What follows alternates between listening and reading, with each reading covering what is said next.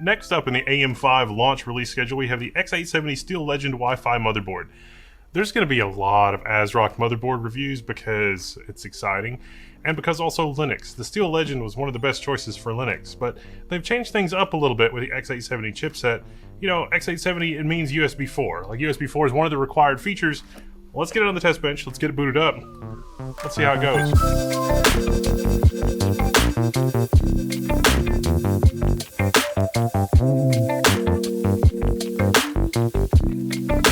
Alright, so first up, we'll take a look at the rear I/O.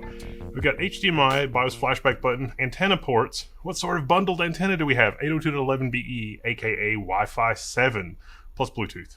We have 4 USB 2.0 ports, 2 USB 3.2 Gen 2, 2 USB 3.2 Gen 1. That means 20 and 10 gigabit respectively.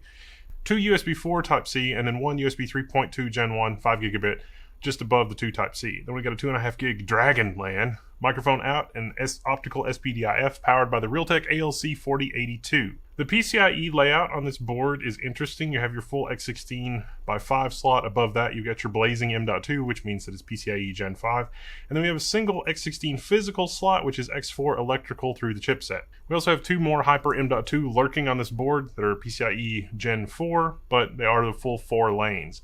It's a 14 plus 2 plus 1 power delivery system. It is the X870, not the X870E chipset. And if you're looking for a cost-conscious board, might I suggest B650, because you can use your 9000 series CPUs in any AM5 board, and no AM5 board really is going to be power limited.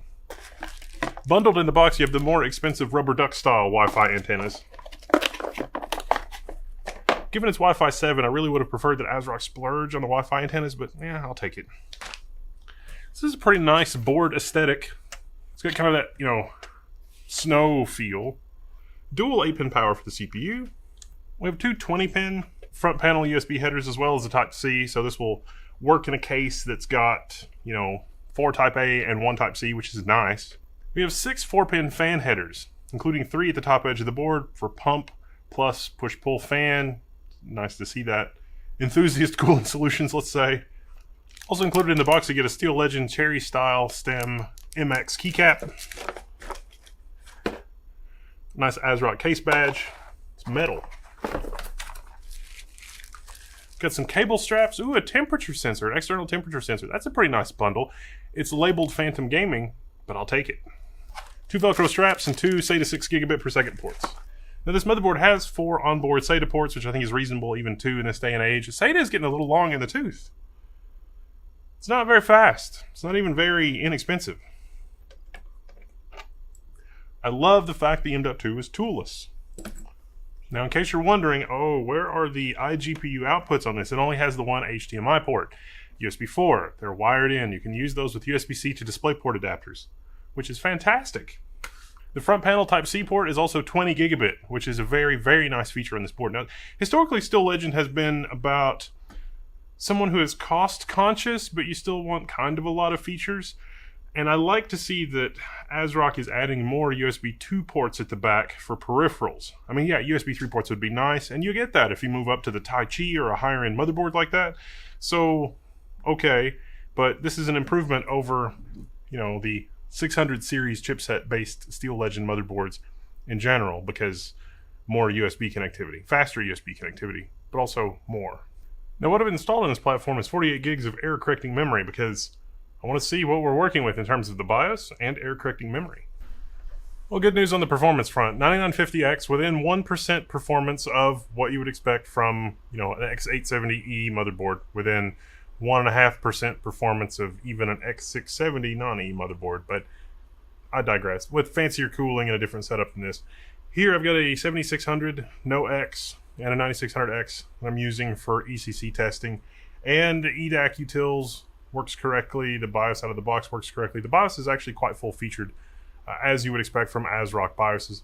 It doesn't show you if ECC is enabled in the BIOS. We finally have the plumbing in order to do that, but this BIOS version doesn't do that. However, ECC is working correctly with my dual 48 gig DIMMs, which, by the way, dual 48 gig DIMMs, focusing on a 2 DIMM configuration, is still sort of the sweet spot for AM5.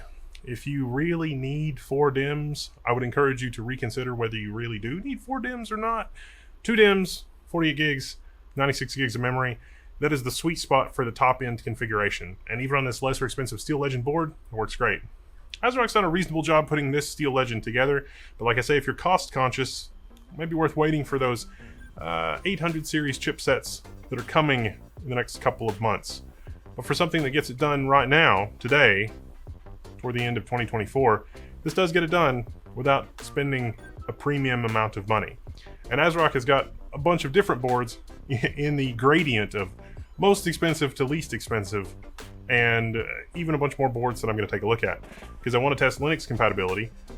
Join us in the Linux channel, and I also just want to see how they work, what features they have. Do they have any standout configurations? The PCIe slot layout on this is even pretty good, because your M.2 is going to be able to breathe, so you could run a Gen 5 M.2 with or without the fan, or this is a pretty substantial heatsink, so all in all, there's a lot to like here. I'm Wendel, this is Level 1. I'm signing out, and you can find me in the Level 1 forums.